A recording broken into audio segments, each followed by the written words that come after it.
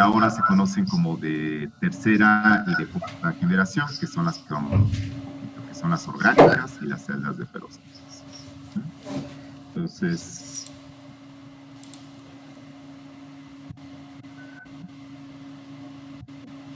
ay no, ya se atoró. No, no puedo pasar a la siguiente, un segundo.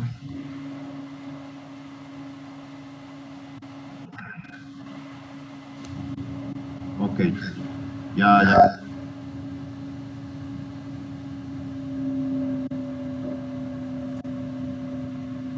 Antes, déjenme platicarles un poquito sobre el CIO, porque quizá haya varios de ustedes que no sepan qué es el CIO.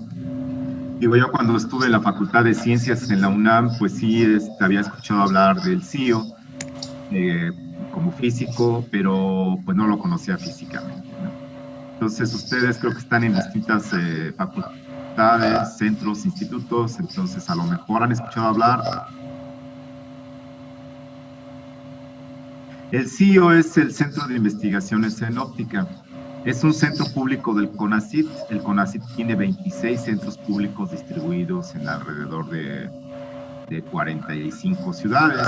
¿Por qué si son 26 y están en 45? Bueno, porque algunos centros públicos del CONACYT tienen más de una sede, ¿sí? Por ejemplo, el CIO, su sede es en León, pero tiene una sucursal también en Aguascalientes. Entonces, pues son dos ciudades. Aquí ustedes pueden ver algunas imágenes del CIO. Este es un edificio del CIO, otro edificio del CIO, ¿sí? Estamos en León, Guanajuato, ¿sí? Es donde hacen los globos, ¿no? Sí, el festival de los padres.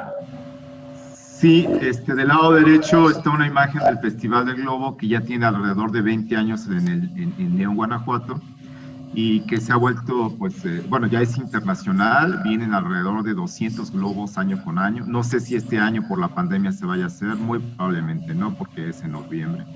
Pero es algo muy, muy llamativo, muy bonito, ¿sí? Se los recomiendo grandemente cuando tengan la oportunidad. Abajo en la fotografía izquierda, creo que el cursor lo pueden ver, pues está el arco de la calzada de los héroes, que es el símbolo de la ciudad de León, ¿sí? Hasta arriba está un león. Pues pasó y Napoleón también a trabajar, pero es que no está. No sé si me estén preguntando o nada más escuchando. De Guanajuato, que está a una hora aproximadamente de la ciudad de León. Es un lugar turístico muy, muy bonito, muy agradable, internacionalmente visitado.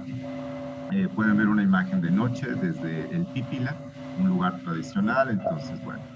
Y bueno, aparte de que el CIO es un centro público del CONACYT, pues sabemos 65 investigadores trabajando en esta institución, particularmente físicos, ingenieros en el CIO.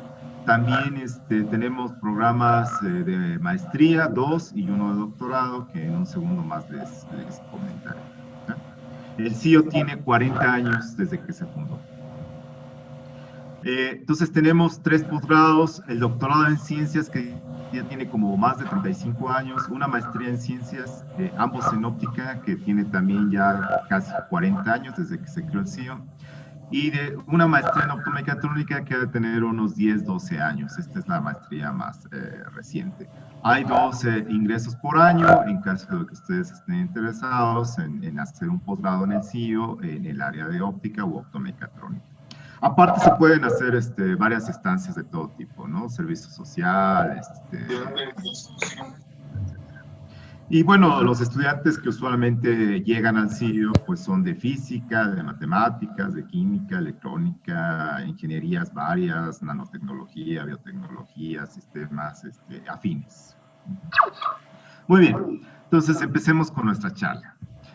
Todo el mundo sabemos que hoy en día, debido pues, a las problemáticas inherentes a los combustibles fósiles, carbón, aceite, petróleo, ya que pronto se van a acabar, y desde luego a los graves problemas de contaminación, pues están buscando fuentes alternas, ¿sí?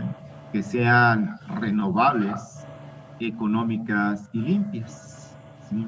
Entonces, aquí tenemos una imagen, pues una fábrica donde se está produciendo una cantidad enorme de contaminación.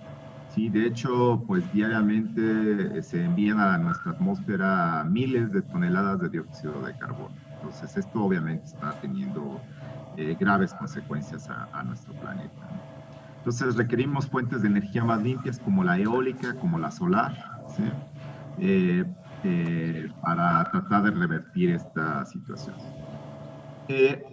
Estas son dos de las fuentes alternativas de energía, la eólica y la solar, pero también existen otras como la biomasa, ¿sí? Biogás, una energía hidroeléctrica, ¿sí? La térmica, la geotérmica, incluso también se comenta que la energía nuclear pues, es una fuente renovable en el sentido de que para la escala humana pues no se termina, ¿no? Podemos tener energía nuclear para miles de años. Aunque bueno, también sabemos de que pues ha habido graves accidentes en la producción. Entonces, también tenemos que particularmente la energía solar, que puede ser energía solar fotovoltaica o energía solar térmica, calor, ¿sí?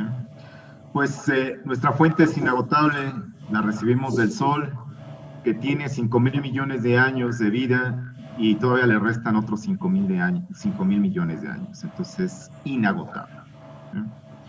Entonces, del Sol recibimos aproximadamente 1.367 watts por metro cuadrado. Esto es, en la atmósfera. Ya cuando pasa, bueno, parte de esa luz queda atrapada o se difunde en la atmósfera, a nivel de la Tierra, en el Ecuador, en un día solado, pues son alrededor de 1.000 watts por metro cuadrado. Esto también es muchísimo, ¿sí? Entonces, en el planeta totalmente recibimos del Sol 175.000 terawatts, que es una cantidad enorme. Para tener idea de cuánto es esto, pues el consumo energético humano es de solo 17 terawatts. ¿Sí? De esos 175.000 terawatts que recibimos del Sol. Entonces, obviamente no la estamos utilizando, ¿sí? Ni siquiera una fracción importante. Entonces, tenemos que preocuparnos por hacer uso de esta irradiación solar tanto como sea posible. Y un dato más para que ustedes puedan comparar estos 17 terawatts. ¿Qué significa? Pues esto significa que la energía recibida por la Tierra del Sol en 1.5 horas equivale a la que actualmente consumimos en un año. ¿Sí? Imagínense, solo 1.5 horas y es todo lo que consumimos en un año, pero no la estamos aprovechando de todo. Entonces, la energía solar es una de las fuentes alternativas sumamente prometedoras en nuestra humanidad. Para recordar, este es el espectro solar, ¿sí? La línea que está en roja es el espectro solar AM.0, es decir, antes de que entre a la atmósfera, ¿sí? Que son los 1.367 watts por metro cuadrado. Ya cuando llega a la superficie de la Tierra, bueno, ya se absorbió, se difundió, etcétera. Entonces ya llega un poco menos, entonces a este espectro se le llama espectro solar AM1.5, ¿sí?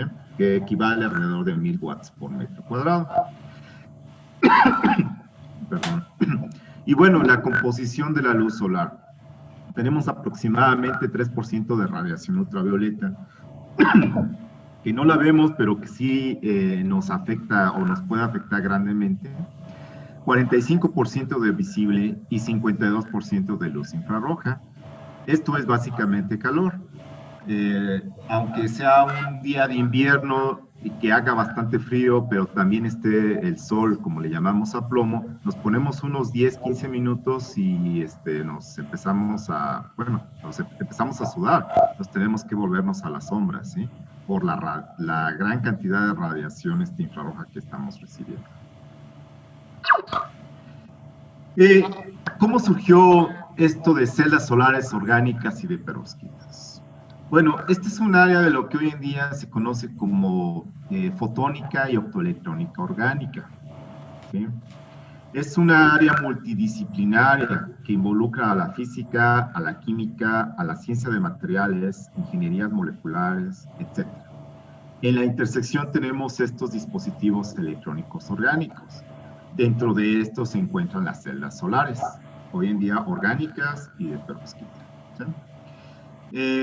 Particularmente los orgánicos pues están basados en moléculas y polímeros que se denominan piconjugados. En sus estructuras químicas tienen enlaces simples y dobles intercalados.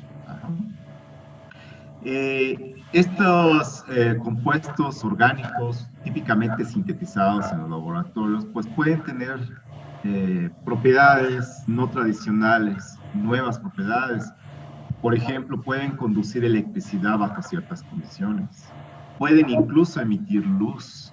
Y desde luego tienen diversas propiedades ópticas lineales y no lineales.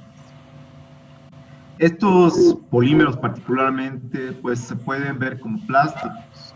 Y sabemos que los plásticos pues son maleables, a veces son rígidos, como los tinacos que tenemos en las azoteas para el contenido de agua, ¿sí?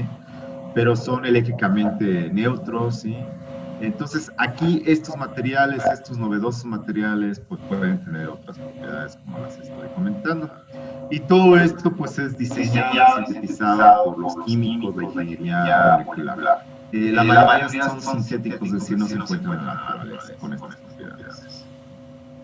Y bueno, esta área surgió con el descubrimiento en 1974 de lo que hoy en día se conoce como una conductividad o semiconductividad en materiales orgánicos o híbridos, que se asemeja a la conductividad que tenemos en los metales, ¿sí? Particularmente el polímero poliacetileno.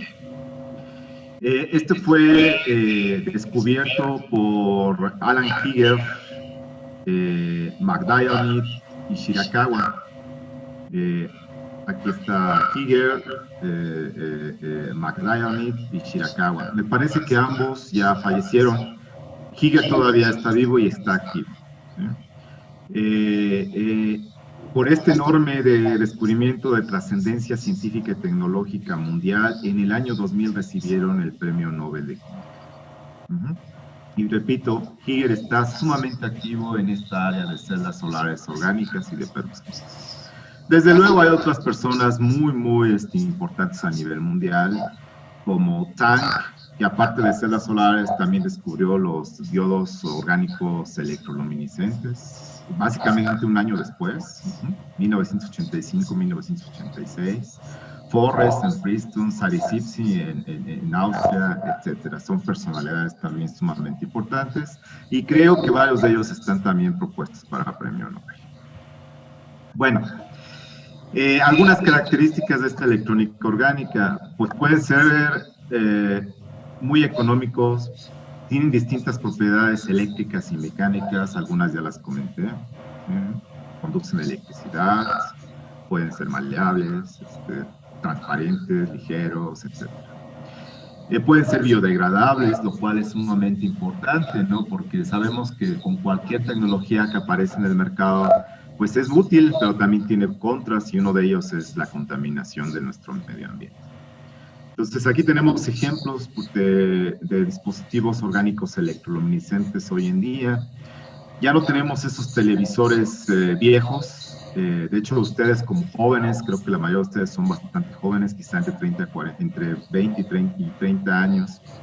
Pues antes existían estos monstruos de televisiones o de monitores de computadora, ¿no? Que estaban basados en un tubo, un cinescopio, un tubo catódico, ¿sí? Donde se inyectaban electrones, entonces pues era algo muy complicado. Hoy en día, vean, pueden ser muy delgadas, incluso semiflexibles, semitransparentes los dispositivos. Y esto es 2013, ya estamos en el 2020, entonces todo esto ha avanzado considerablemente más. Aquí tenemos más ejemplos de esta tecnología. Alguna quizá todavía no esté en el mercado, pero sí ya está en prototipos. Esta es una lámpara basada en OLEDs, ¿sí? Lo que ya tenemos en OLED son monitores, pantallas, ¿sí? Para displays. Todavía no las de emisión de luz estrictamente para la iluminación porque todavía hay problemas, pero pronto lo vamos a poder tener. Sí, ya tenemos dispositivos basados en OLEDs. Ajá. Nuestros celulares, la mayoría ya no es LCD, Liquid Crystal Device, ahora es OLED. Las televisiones de última generación son basadas en OLEDs. Todavía están un poquito caras, pero tienen una definición impactante. Son muchas ventajas, desde luego algunas desventajas. Y bueno, yo les dije que lo de celdas solares, pues ya estamos en la cuarta generación. En este momento estamos hablando un poco de la tercera y cuarta generación, o vamos a hablar. La primera es la de silicio, una tecnología de hace 60 años con eficiencias de pues, alrededor de 25% en celdas simples y hasta 45% en celdas tándem, ¿sí? Nosotros estamos ahorita enfocados en esta tecnología que está aquí en rojo, la tecnología fotovoltaica emergente, particularmente la orgánica y la perovskita. Entonces, la orgánica pues empezó en el 2003, explícitamente hablando, así ya bien formal. Ya les dije que pues esto viene desde el 80 y tantos, pero así ya más formal en el 2003. Hoy en día para la orgánica ya se tiene una eficiencia de conversión energética de más de 18% a nivel laboratorio. Ahorita si quieren les explico qué significa esto de eficiencia de conversión. Y también la perovskita, que es la que está aquí en amarillos símbolos, todavía ha tenido un crecimiento aún más impactante que la fotovoltaica orgánica. Ya tenemos en el laboratorio más de 25%, es decir, ya es equiparable a la de silicio en cuestión de eficiencia y a nivel laboratorio. En otros todavía hay problemas. Todavía no hay ninguna de estas dos tecnologías, la perovskita, que es la de cuarta generación, ni la orgánica está en el mercado. Todavía hay problemas, pero sí han tenido un avance considerable en su desarrollo y tanto en la academia a nivel científico como en la industria están invirtiendo mucho dinero para poder lograr tener esto ya comercialmente muy poco. Entonces, aquí está lo que les decía, las celdas de tercera generación, OPVs de Organic Photovoltaics, o Organic Solar Cells, o Polymer Solar Cells, pues ya tienen una Power Conversion Efficiency de más de 18% a nivel laboratorio. Y las de perovskitas, ahorita platicamos que es una perovskita, perovskite Solar Cells, que son ya de cuarta generación, pues ya tienen más de 25% a nivel laboratorio. Aquí tenemos una fotografía con un par de celdas de perovskitas de laboratorio. ¿Sí?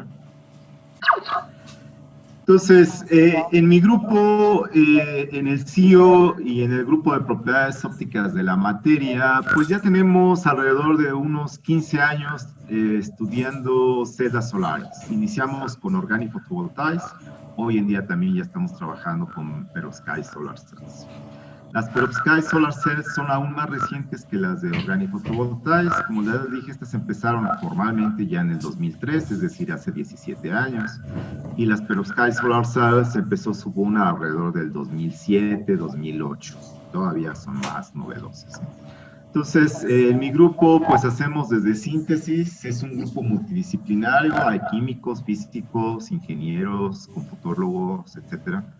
Caracterizaciones químicas y ópticas, y desde luego pues tratamos de aplicarlo particularmente en las celdas solares y en otros dispositivos de la electrónica orgánica.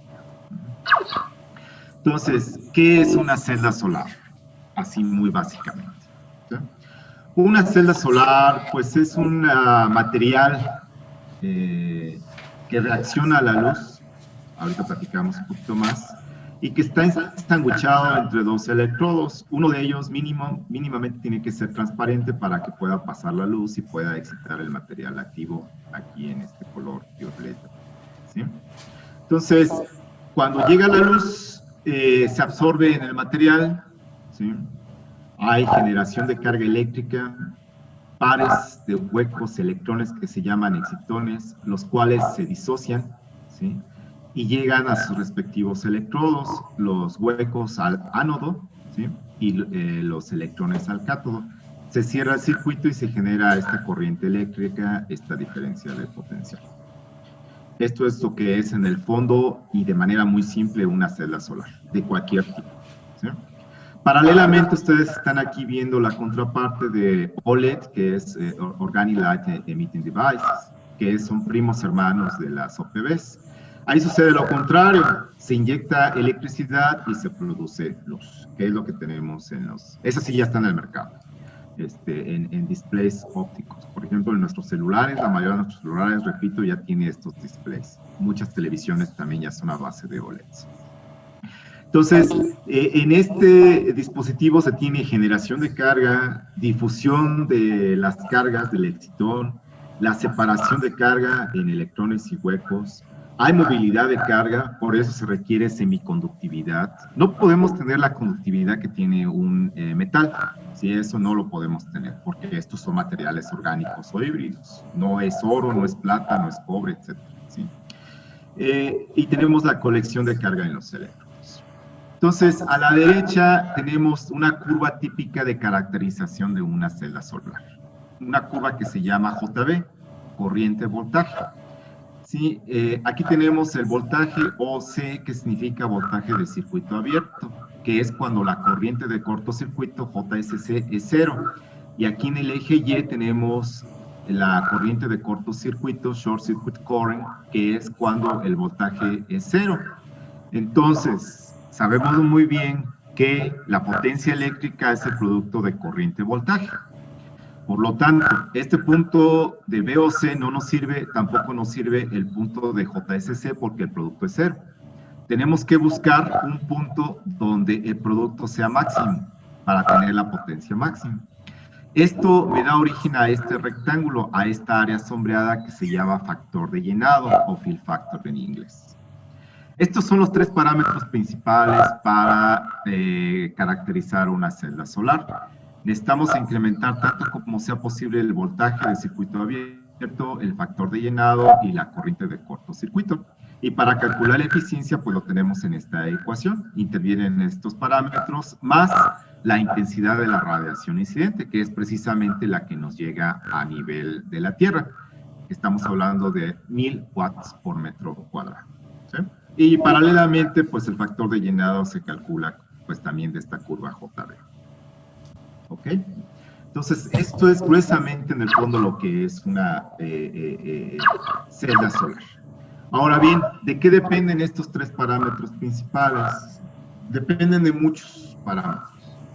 Aquí les pongo algunos. Depende de los niveles energéticos de las moléculas o híbridos que se encuentran en el material. ¿Sí?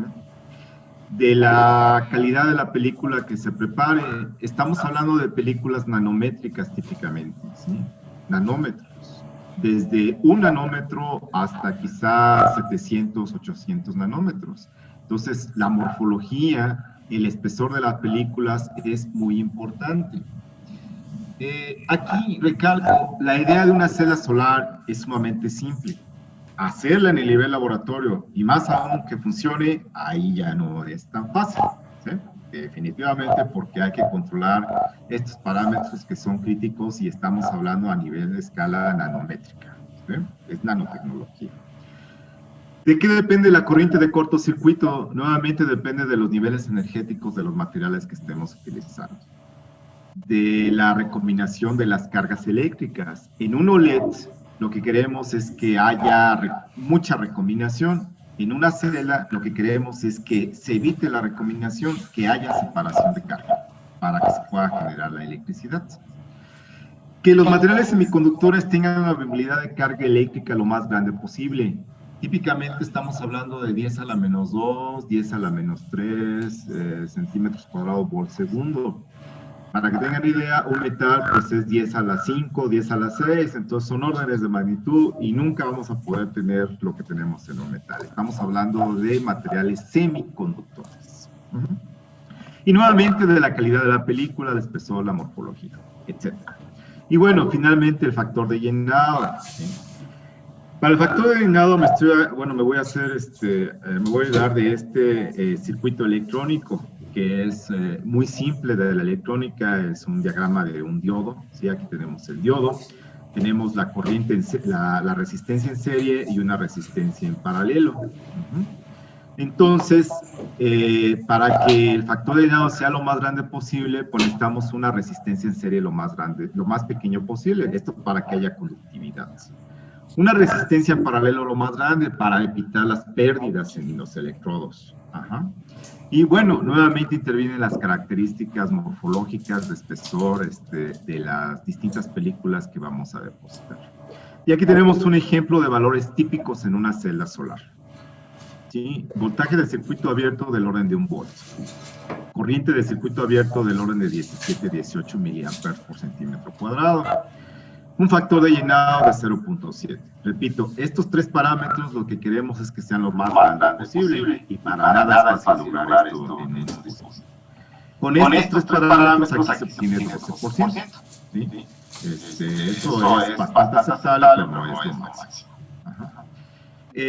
Repito, esto de eficiencia, alguna vez lo tocar, ¿qué significa tener 12%, 15%, 20%, 25%?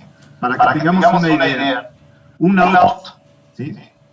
Un motor de combustión interna de los que usamos a diario, yo creo que la mayoría de la población que vivimos en este planeta, pues su eficiencia de conversión teórica es del 30%. Y en la práctica, pues a lo mejor 20% e incluso solo 15%. Todo lo demás no se utiliza en el movimiento del auto, se pierde en calor. Uno enciende un auto y a los 3-4 minutos ya no puede tocar, sobre todo la parte donde está el motor, el cofre, porque está calientísimo. ¿Eh? Entonces la eficiencia es del orden del 15% ya en la vida práctica, y sin embargo lo utilizamos millones y millones y millones de personas diariamente, aún con esta eficiencia. Entonces, 12%, 15%, 18% es una eficiencia bastante aceptable en estos términos, si logramos tenerla de forma estable durante varios meses o incluso años. ¿Sí? Desde luego necesitamos acumuladores. No vamos a conectar directamente los dispositivos. Una lamparita de jardín, que yo creo que todos la hemos visto, una lámpara solar, no se alimenta directamente de la luz solar que se está transformando en electricidad, sino tiene una batería, ¿sí? Ahí se está cargando. Ya cuando no hay luz solar en la noche, pues se cierra el circuito y se enciende la lamparita. Y nos dura, dependiendo de cuánto estuvo en el sol, de qué tan bueno estuvo el sol en el día, pues nos dura entre 1 y 4 horas aproximadamente, ¿sí? Ahí hay un acumulador.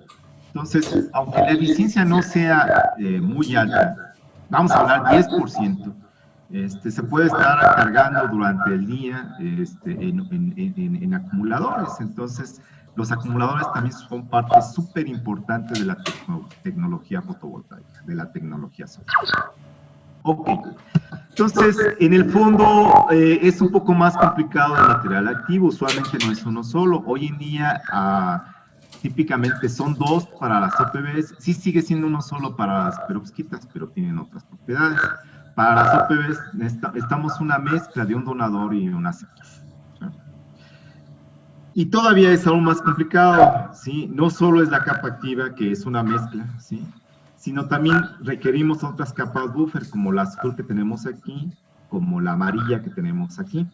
Esto es para colectar mejor los huecos y los electrodos y cerrar el circuito. Entonces, en la práctica, en el laboratorio, pues una celda solar es un poquito más complicado. Y repito, estamos hablando de películas nanométricas de entre 1 y 700 nanómetros. Entonces, tenemos que saber fabricar y tenemos que saber ensamblar estos dispositivos. Del lado derecho tenemos una imagen de microscopía de barrido electrónico, que es un microscopio que no utiliza luz, sino electrones para formar imágenes, para tener mayor resolución, para tener mayor capacidad de visualización. Aquí podemos ver cosas de nanómetros. Vean ustedes, el litio, óxido de indio estaño, es típicamente uno de los electrodos transparentes que se utiliza en esta tecnología, con sus desventajas, pero también con muchas ventajas. Tiene un espesor aproximado de 160 nanómetros. Aquí está la capa activa, que es alrededor de 70-80 nanómetros. Tenemos este dióxido de titanio, que en este caso le pusimos como la capa colectora de electrones, con un espesor aproximado de 20 nanómetros. ¿Sí? Esta es una imagen real de un dispositivo real, a través de CERN. Bueno, ¿y qué son las perovskitas? Las perovskitas Bueno, viene de de una palabra, de una persona de origen, pues, soviético, ruso, ¿sí? Y aquí está su estructura química, ¿sí? Aquí está su estructura química, tenemos estas estructuras, la A, la B y la X. Entonces, su fórmula química es ABX, típicamente 3. La A es un catión orgánico. Uno de los más usados es el metilamonio, ¿sí? CH3NH3. El B, sí, es un catión metálico. El más utilizado es plomo, pero también se utiliza estaño, germanio, etc. El plomo, bueno, tiene sus inconvenientes, es muy tóxico, pero es el que mejor funcionalidad da a estos dispositivos, desafortunadamente hasta ahora, ¿no? Y bueno, el halogenuro aniónico, ¿sí? El C, que puede ser yodo, puede ser cloro, bromo u otros, son los que más se utilizan en estas estructuras de perovskita. ¿Y qué tiene de ventaja con respecto a las orgánicas? Bueno, es un solo material, que tiene conductividades mayores que los orgánicos. Entonces es una gran ventaja. También esta tiene conductividad o semiconductividad eléctrica bipolar, es decir, conduce tanto electrones como huecos, cosa que en los orgánicos usualmente no sucede, ¿sí? Entonces tiene grandes ventajas con respecto a los orgánicos. Y de ahí viene el hecho de que la eficiencia sea mayor, hasta 25% a nivel laboratorio. Aquí están las arquitecturas típicas de estos dos, de estas celdas de perovskita, ¿sí? Aquí está la perovskita, que es el material activo. Tenemos las capas buffer, en este caso la conductora de huecos arriba, la conductora de electrones abajo. Esta estructura se le llama directa. En la invertida, pues se invierte. Tenemos la conductora de electrones arriba y la conductora de huecos abajo. Tenemos el electrodo semitransparente, ¿sí? Y acá el otro electrodo, el top electrodo. Entonces, las estructuras son completamente iguales, básicamente, en OPBs y en perovskitas. Nada más lo que está cambiando, pues, es la perovskita. Y bueno, la fabricación de una celda de perovskita, pues hay típicamente dos formas de fabricar la perovskita. Estoy hablando de la capa activa, ¿sí? Puede depositarse simultáneamente tanto la componente inorgánica, por ejemplo, el yoduro de plomo y el metilamonio, ¿sí? Lo que se conoce como el proceso de fabricación de un solo paso, que tiene ventajas y desventajas.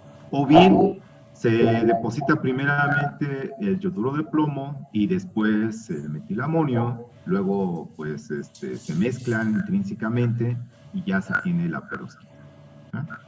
Estas son curvas típicas, estas son de nuestro grupo. En este caso pueden ver la curva JB, aquí está la corriente, aquí está el voltaje.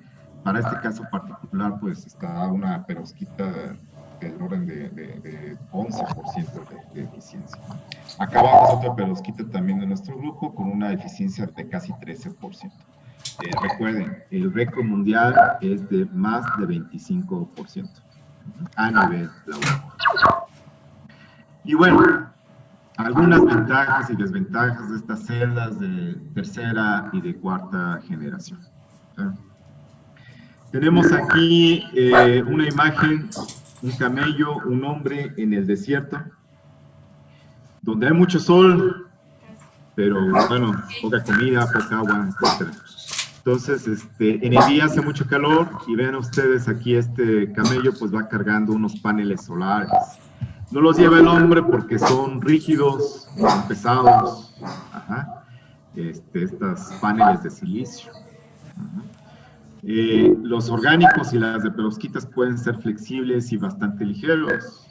Entonces, cuando esta tecnología ya esté en el mercado, pues en lugar de que lo lleve su camello, lo va a poder llevar la ropa, o en utensilios portables, un sombrero, una mochila, etc. Aquí tenemos un sombrero, que ya el sombrero nos protege de la radiación solar, pero aparte pues tiene un ventilador y ese ventilador pues, está alimentando con un panel solar, en este caso de silicio, pero bueno, cuando ya tengamos estos paneles pues, podemos reemplazar ese silicio por la de OPB o la de perovskita, en principio, ¿ya? Estas son imágenes de dos compañías, una ya desapareció con Arca, otra todavía está vigente de SolarMed, que está produciendo prototipos de paneles fotovoltaicos. Y bueno, esto está tomado de un artículo de Advanced Materials del 2016, que son 5 puntos claves que se consideran para poder tener esta tecnología emergente en el mercado, pues dentro del menor tiempo posible. La eficiencia, que ya no es para nada mala, ¿sí? Eso ya, a nivel laboratorio ya no. El problema es cuando se escala, que ahí sí se decae bastante. Eso sí es problema, ¿no? Tener materiales transparentes y flexibles, eso se está trabajando. Todavía no está del todo solucionado, pero sí se han hecho avances bastante importantes. Que los módulos sean fáciles de diseñar y de fabricar. ¿Sí?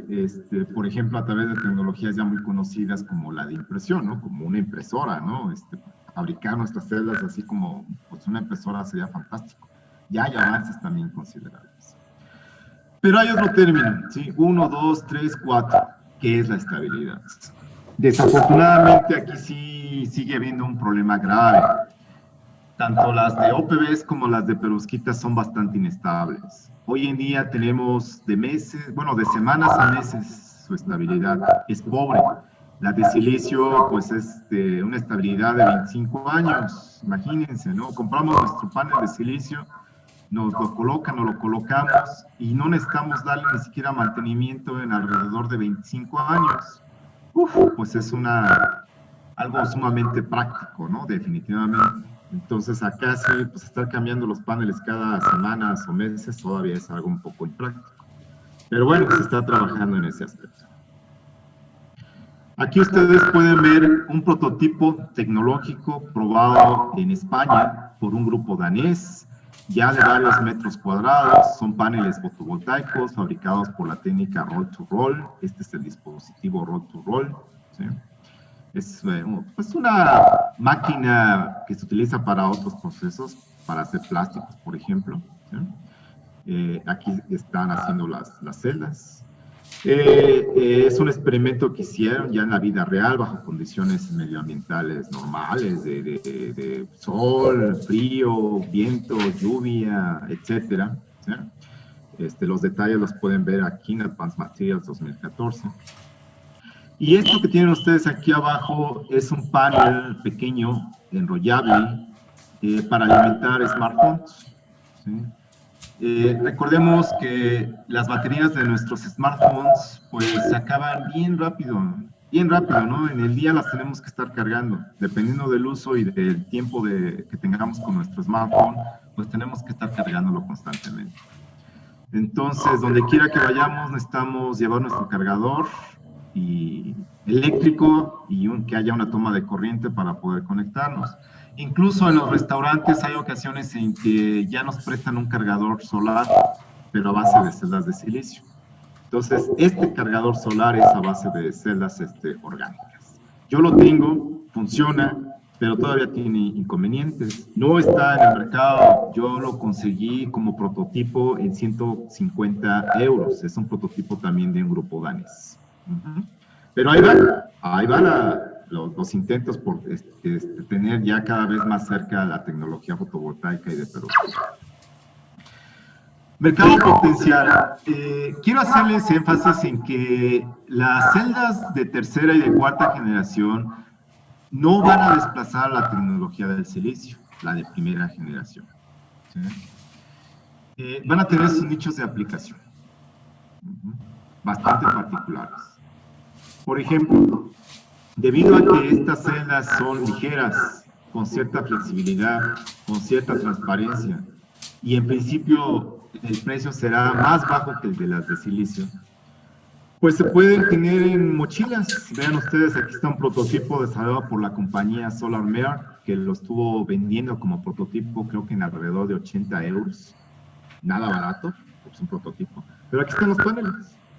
Aquí están los paneles y puede alimentar pequeños dispositivos eléctricos, como pues una lamparita, un smartphone, un pequeño motor, etc.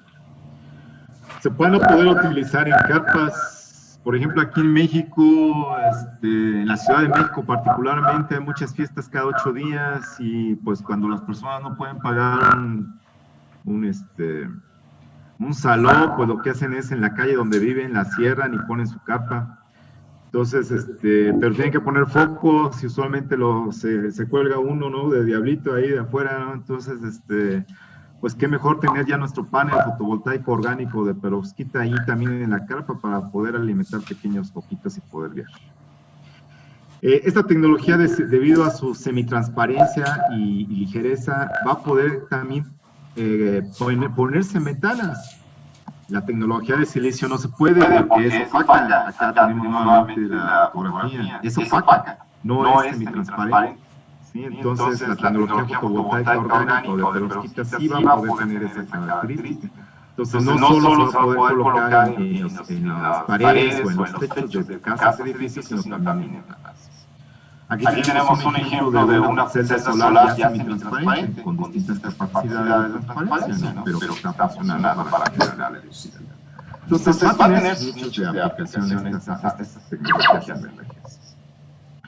Y bueno, aquí tenemos una comparación entre la tecnología de silicio en el mercado y la solar orgánica, que igual se aplica a la de perovskita.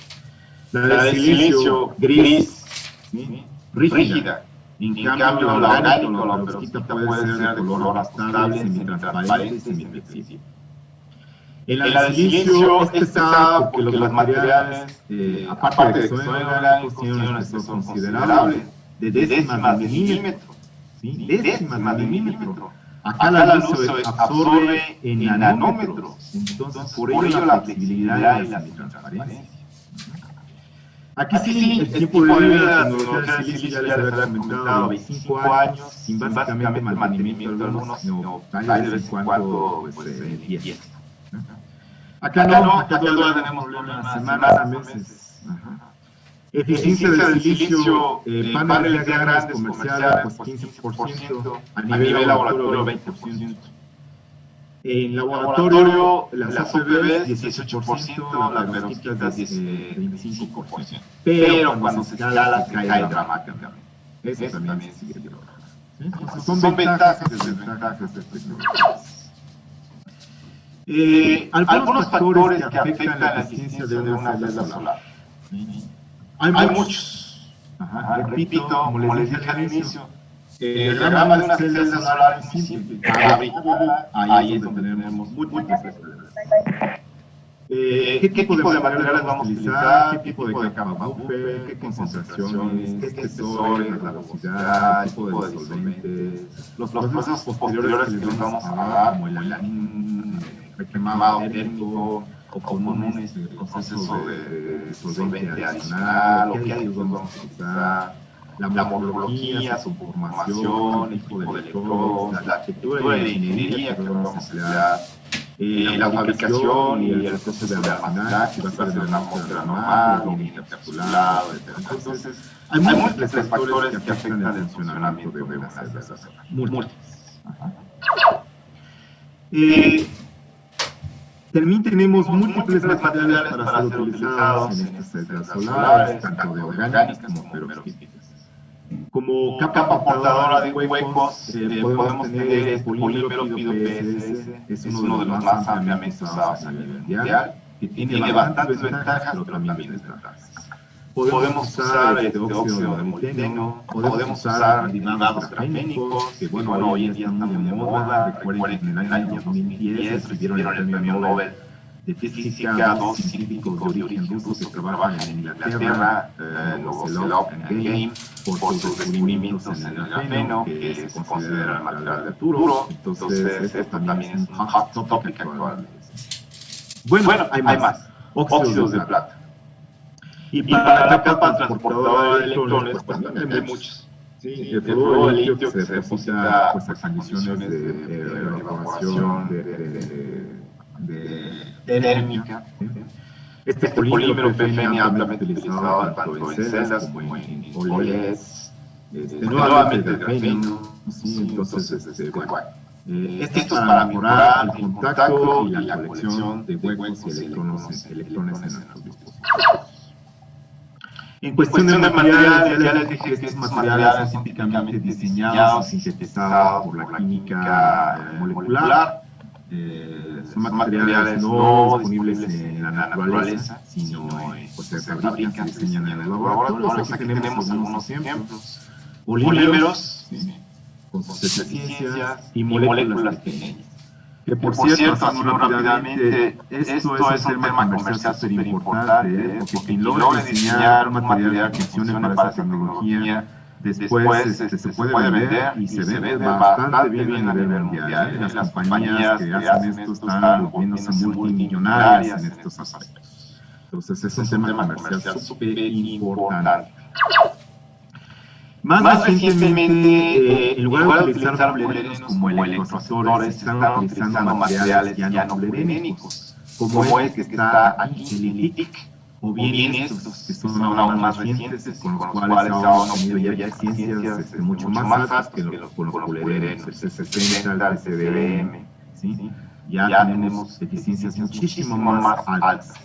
Y tienen superiores características electrónicas, los polierenos con respecto a los polierenos. Por ejemplo, los niveles energéticos pueden ser sincronizables, sus características de absorción de luz pueden ser cambiadas también para mejorar la captación de la luz. Entonces, pues sí tienen ventajas definitivamente.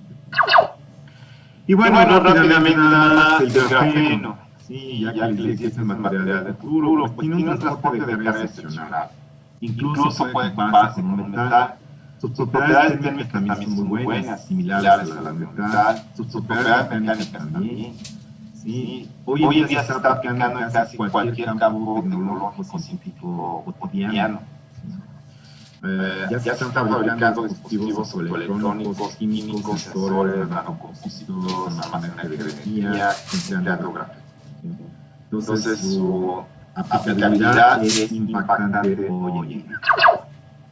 Y bueno, algunas características, miren aquí, su movilidad de carga eléctrica, 15.000 centímetros cuadrados por segundo. Hace rato les dije que los semiconductores tienen el valor de 10 a la 2 centímetros cuadrados por segundo. Aquí son muchos órdenes de magnitud que se separa ya de un conductor metálico, como el oro, la plata, etc. Entonces esto es algo fantástico. Su transparencia óptica es altísima, más del 97%.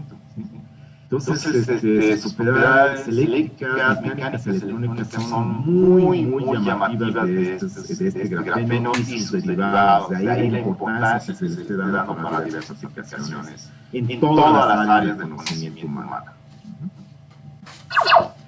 En el CIO también estamos aplicando grafeno en nuestras celdas, tanto en la capa activa como en las capas buffer, Hall Transport Layer, Electron Transport Layer y más recientemente para sustituir a este electrodo bit, creando electrodos grafeno. Aquí tenemos algunas aplicaciones de Europa. Y bueno, ya para acabar esta charla, no aburrirlos. De hecho, si gustan estas charlas las puedo pasar, se las mando a los organizadores, Oscar Jesús, y se las puedo distribuir, no hay ningún problema. Entonces, en el CIO, bueno, no les pude comentar muchas caracterizaciones y técnicas que utilizamos, ¿no? Tenemos distintos técnicas y tipos en nuestros laboratorios. Antes de pasar a la aplicabilidad, también ya tenemos dispositivos para fabricar celdas de área grande. En este caso tenemos pues 15 por 15 centímetros cuadrados, en donde tenemos distintas celdas fabricadas. Por ejemplo, aquí está probando ya una celda en campo, está produciendo más de 1.1 volts, y es bastante aceptable.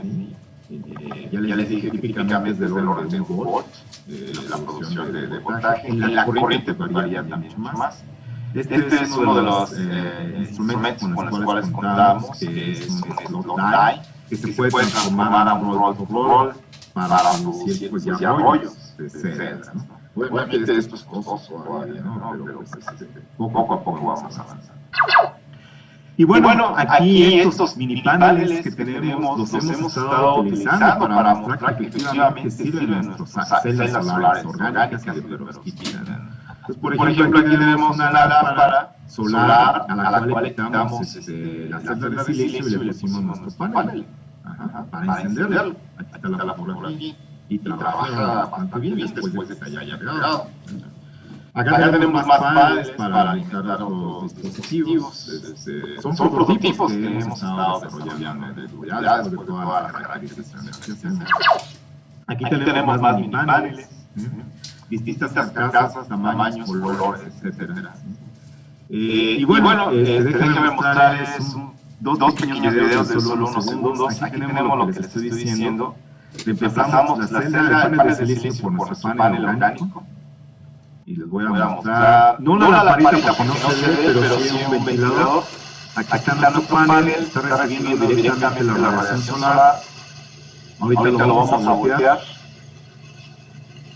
Se alimenta el ventilador. Aquí es directo, aquí quitamos la radiación solar, se apaga, volvemos a ponerlo, es en tiempo real, otra vez se vuelve a alimentar.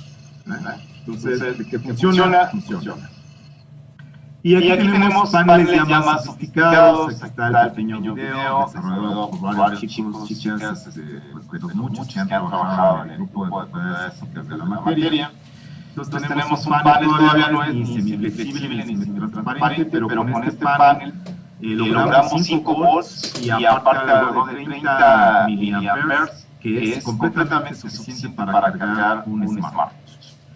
Este lo cargamos y luego nos lo podemos llevar a cualquier parte, a una montaña, al Monte Everest si gustan, donde no hay conexión eléctrica y si requieren usar su smartphone, que tampoco hay wifi, pero bueno, lo pueden cargar en caso de necesidad.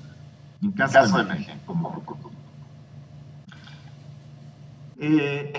Tres importantes hechos en esta tecnología es la química.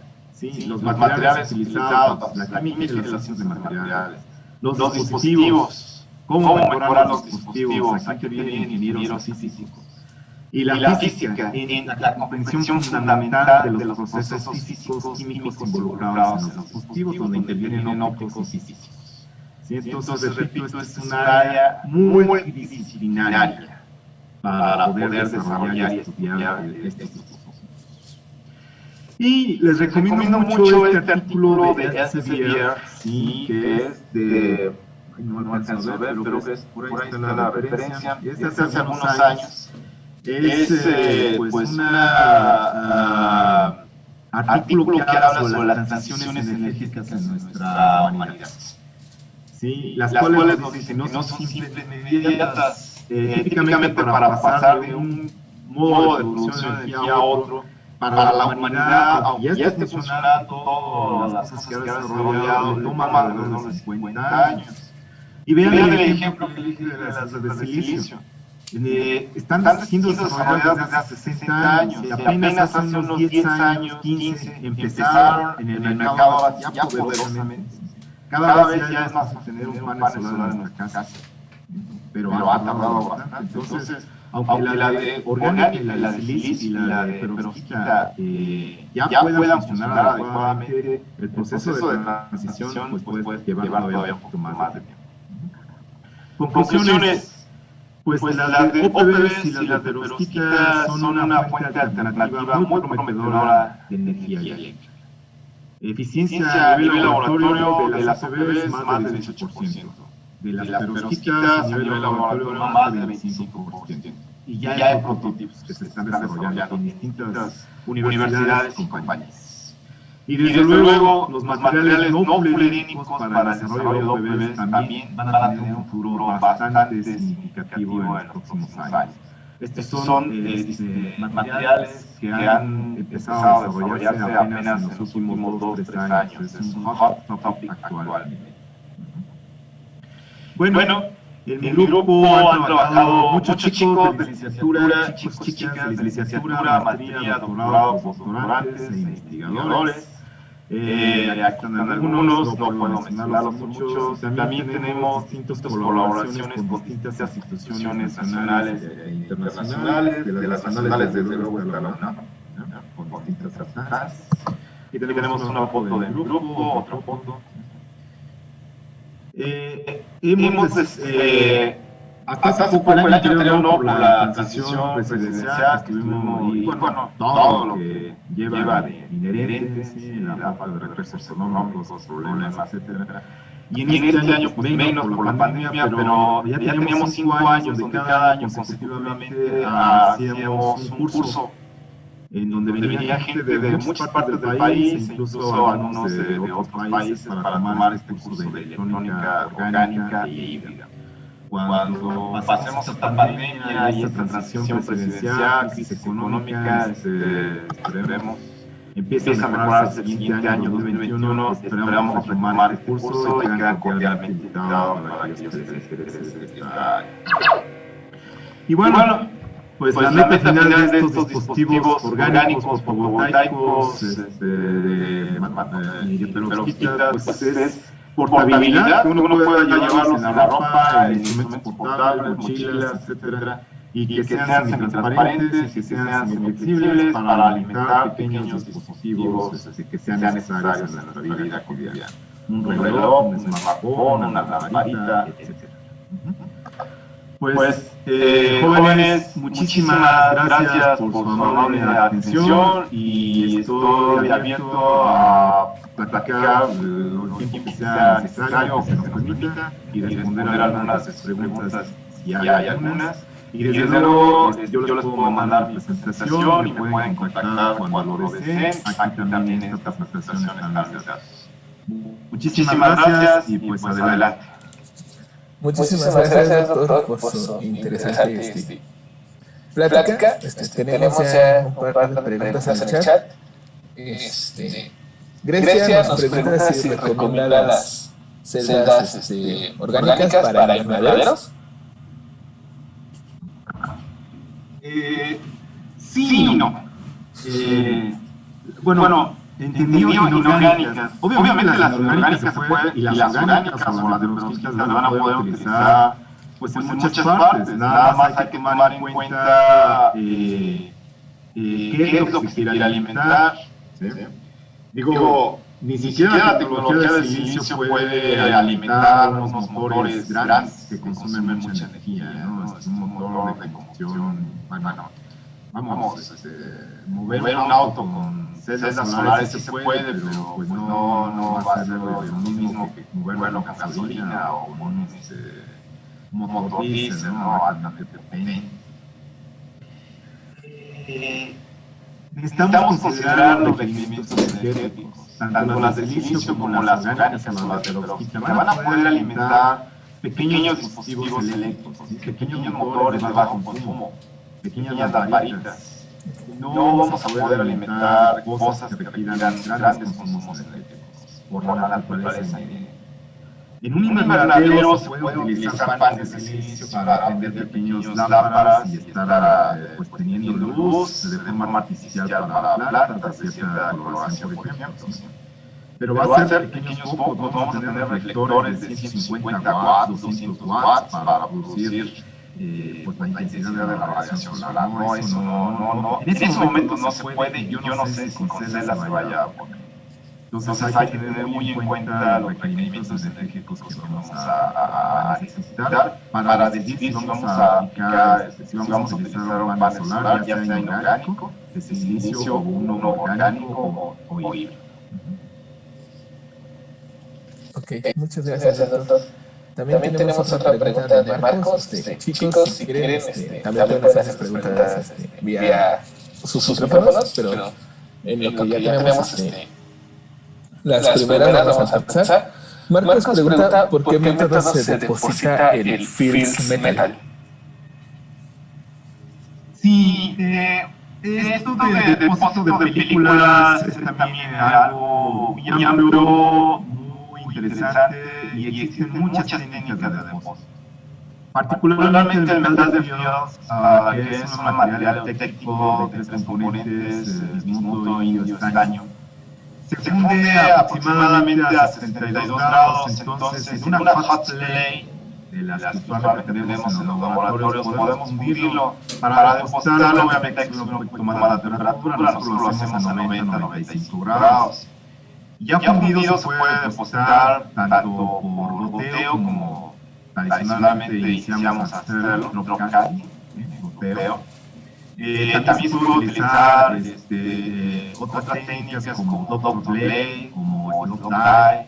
Sí, incluso uno de los chicos de optomecatrónica una vez diseñó una especie de pluma en donde se ponía piezas de metal, pequeñas virutas, y luego se calentaba, entonces chorreaba metal.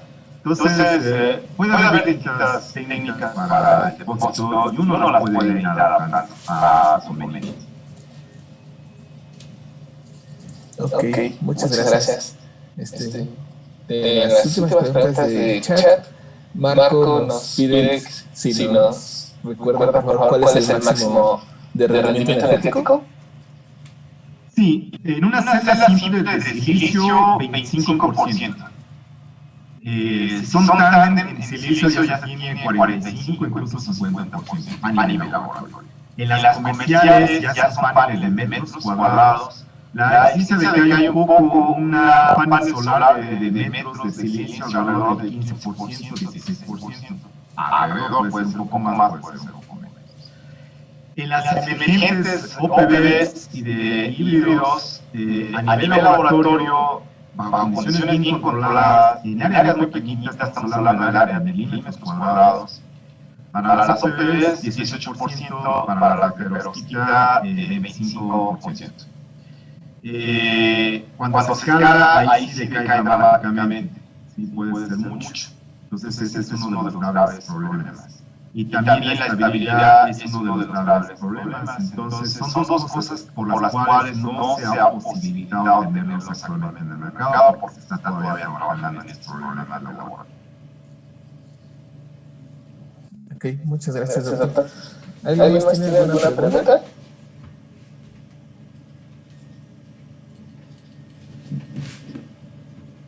Bueno, yo quiero hacerle un par de preguntas, doctor. Mencionó que las celdas orgánicas podrían ser montadas en ventanas. ¿Qué tan compatible o incompatible sería con esta otra área que trabaja los vidrios inteligentes, que prefieren filtrar el infrarrojo hacia los edificios? Bueno, aquí habría que ver si se puede utilizar en conjunto. Si van a filtrar el infrarrojo, es decir, va a ser absorbido el infrarrojo. Entonces, no creo que haya mucho problema en colocar una celda particularmente orgánica o de perovskita, porque actualmente estas trabajan principalmente con la luz visible, muy poco con infrarroja. Quisiéramos que pudieran absorber más infrarroja, pero no es fácil que absorban la luz infrarroja los semiconductores orgánicos o de perovskita. A diferencia del silicio, sí absorbe mucho más la luz infrarroja, porque el silicio tiene un bandgap de 1.1 electronvolt. Esto significa que puede absorber luz hasta 100 nanómetros, es decir, la luz visible termina en 700 nanómetros, entonces de 700 a 1100 pues es luz infrarroja, está absorbiendo bastante. Entonces, pudiera ser compatible tener una película de celda solar y una película que absorba el infrarrojo debido a esto que estoy comentando. Sí pudiera ser factible para que no se caliente el interior al absorber la radiación de infrarrojo. Y simultáneamente está generando electricidad con esta película fotovoltaica que se coloque. Puede ser potencialmente posible. Desde luego seguramente va a haber problemas, ¿no? Es algo que tendría que ver. Sí. Muchas gracias. Otra pregunta sobre la acumulación de la energía reunida a través de las celdas solares. ¿Cuánto tiempo, digamos, estaría disponible en la batería para poder ser utilizada? Digamos, en este hipotético viaje a Everest, ¿qué tanto tiempo podría estar viajando para poder utilizar la carga en los acumuladores?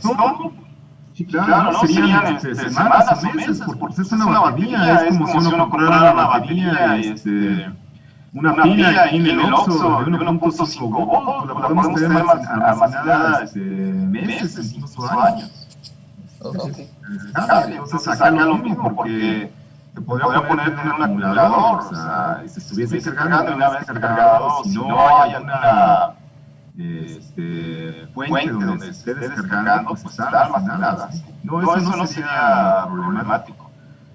Repito, por ejemplo, los focos solares tienen su batería, que es recargable.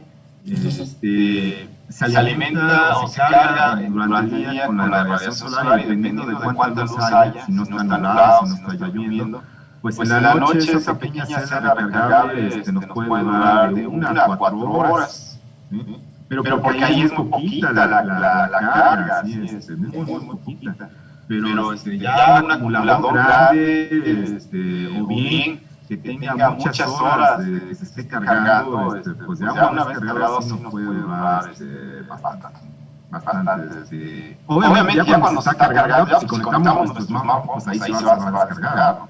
Si conectamos un motor, etcétera, pues obviamente se va a descargar mucho más rápido, pero nada más para almacenarlo lo podemos tener meses incluso años. Ok, muchas gracias. Tenemos otra pregunta de Marcos. Él pregunta ¿cuánto tiempo se mantienen estables las celdas de perovskita que han realizado ustedes ahí en CIO? Bueno, no solo en el CIO, es a nivel mundial. La estabilidad, repito, es de semanas a meses. Porque decae la eficiencia y aparte se empiezan a dañar.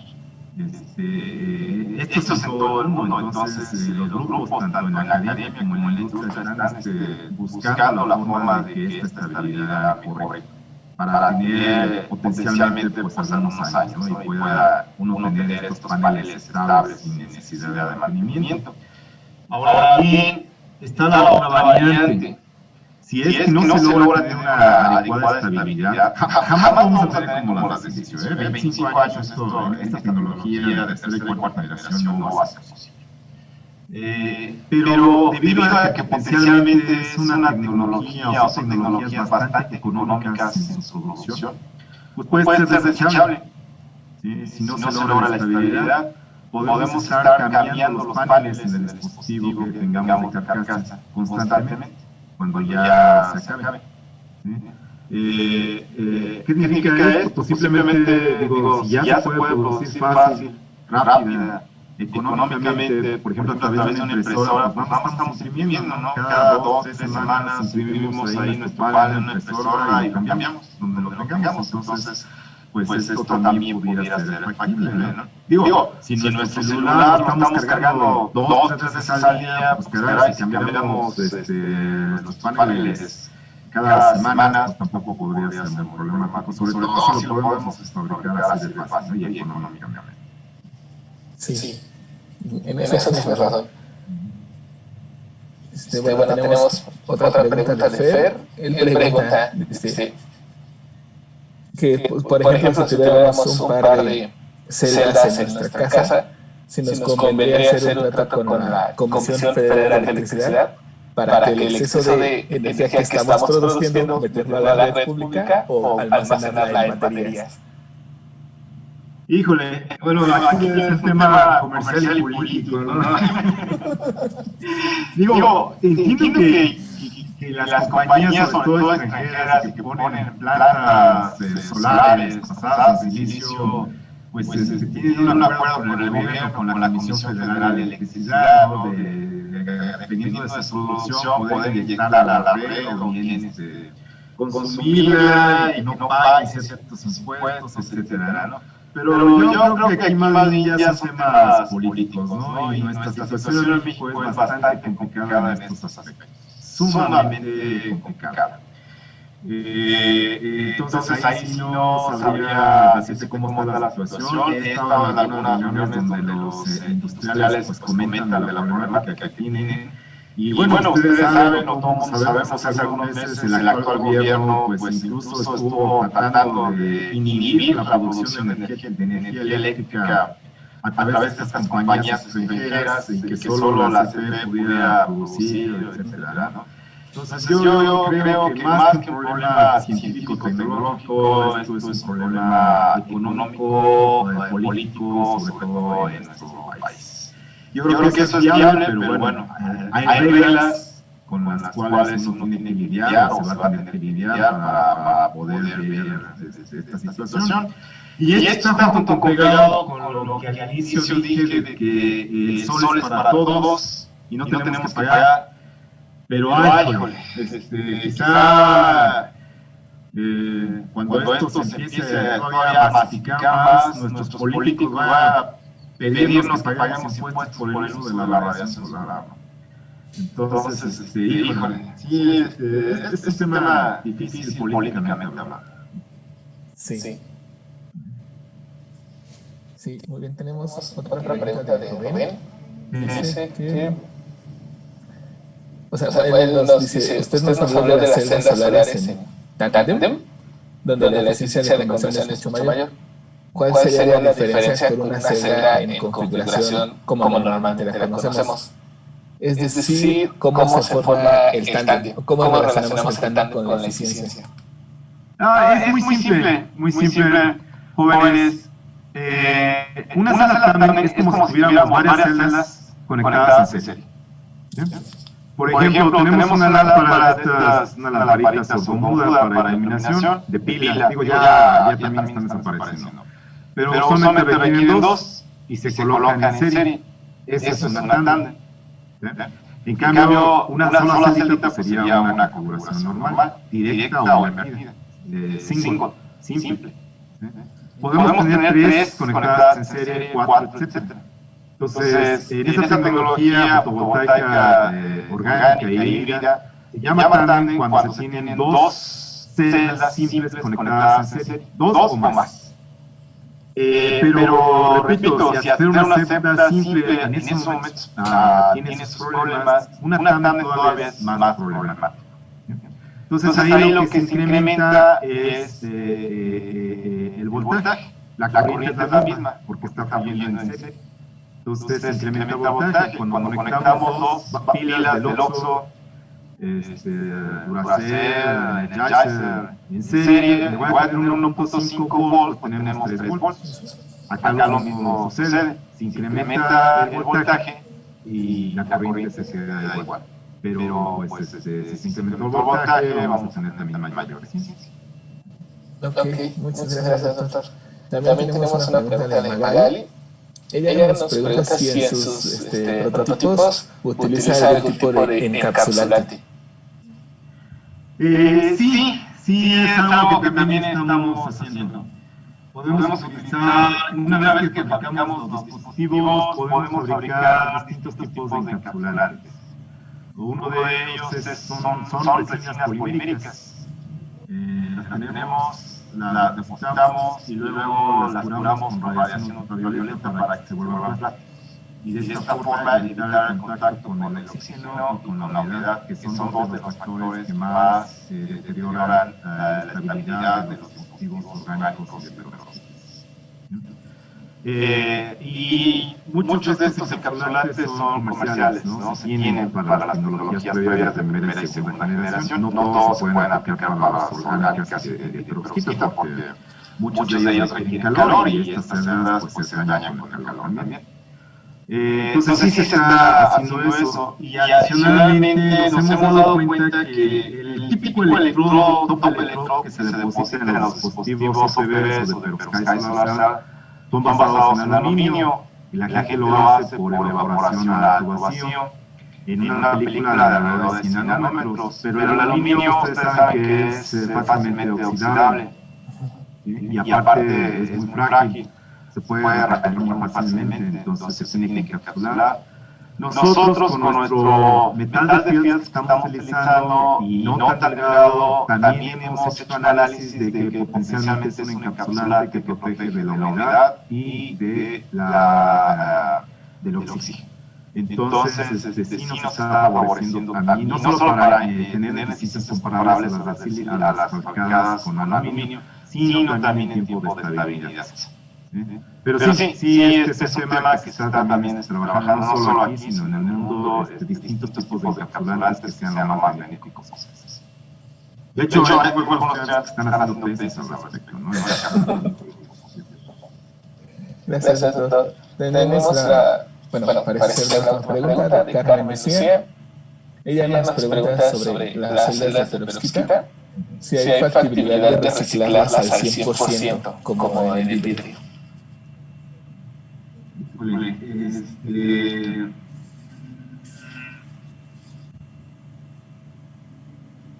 No sabría decirte en este momento. Mira, se puede reciclar algunos materiales cuando se fabrican. Y obviamente pues, hay que tener cuidado para quitarlos, para lavarlos, etcétera. Así, y se pueden reutilizar algunos materiales, quizás no totalmente al 100%. Ahora depende también qué material, por ejemplo, si tenemos una hot transfer basada en grafeno, ese sí definitivamente no se puede quitar. Una vez ya depositado, y son películas de entre 1 y 4 nanómetros, es muy difícil limpiar los sustratos para quitar el grafeno. Entonces, en algunos casos sí es factible reutilizar varios materiales, en otros no. Y ahora, a nivel industrial, pues también puede haber complicaciones para estar quitando materiales y tratando de reciclarlos. Algunos yo creo que sí se van a poder reciclar, otros va a ser más difícil. Y a veces no tanto por las cuestiones tecnológicas, sino más bien por las cuestiones económicas. Potencialmente puede ser fácil tecnológicamente, pero económicamente no. Entonces la gente dice, no, ¿para qué? Es como, no sé, digo, si tengo un refrigerador de los viejitos de hace 15 años, se descompone y llega un técnico, me dice, oye, pues sí, te cuesta 5,000 pesos la reparación, pero no te aseguro que te vaya a durar mucho tiempo. Dice uno, no, pues 5,000 pesos mejor me compro uno nuevo, ¿no? Ya no me conviene repararlo. Pues claro, ya no me conviene. Lo mismo hoy en día, ¿no? Una televisión, una lab, un smartphone, pues si se nos daña, híjole, ya hay que ponderar mucho si nos conviene repararlo o definitivamente optamos por uno nuevo, ¿no? Entonces, hay que tener cuidado en estos aspectos. No necesariamente es conveniente reciclar. Ahora, desde luego está la parte de contaminación, ¿no? Ahí sí, repito, toda tecnología trae pros y contras. Y una de las cosas que no se está trabajando todavía es en los problemas de contaminación de esta tecnología en México. Que probablemente esté, pero bueno, todavía está trabajando en otros aspectos que no se logra solucionar, pues, y no se logra sacar al mercado, pues, para que no nos preocupamos de algo que nunca va a entrar en el mercado. Entonces, ojalá y sí, y luego ya pues, pensemos en los problemas de contaminación. Digo, cuando se hicieron los autos hace 120 años, nadie pensaba en la contaminación ni en el consumo energético, ¿no? Un auto para moverse un kilómetro, un auto como un tanque, era de puro hierro, moverse un kilómetro le consumía 30 litros de gasolina de muy mala calidad y con alto contenido de plomo, ¿no? Pero ¿cuánta gente tenía auto hace 120 años cuando se crearon? Pues era poquísima, ¿no? Entonces, pues no era problema, hoy en día sí. Entonces, conforme avanza la tecnología, los problemas, la masificación, también en otros tipos de inconvenientes. Gracias, doctor. Bueno, si no hay más preguntas, agradecemos nuevamente su participación en este seminario, doctor. Muchísimas gracias. También agradecemos su invitación a la futura escuela de electrónica. Esperamos algún día poder estar por allá. Muchísimas gracias, Jesús, Oscar, todos los compañeros del SPY Chapter de la UNAM. Con todo gusto, cuando tengan información, ustedes pueden meterse a la página para ver la página del GEPOM, ahí tienen ustedes presente para que puedan tener información adicional. Y repito, yo les paso a Oscar, a Jesús, esta charla para que si ellos quieren ponerla disponible, con toda la confianza lo puedan hacer y cualquier chico o chica que haya estado en la plática o incluso no haya estado, no haya podido, pueda tener. Gracias, hasta pronto.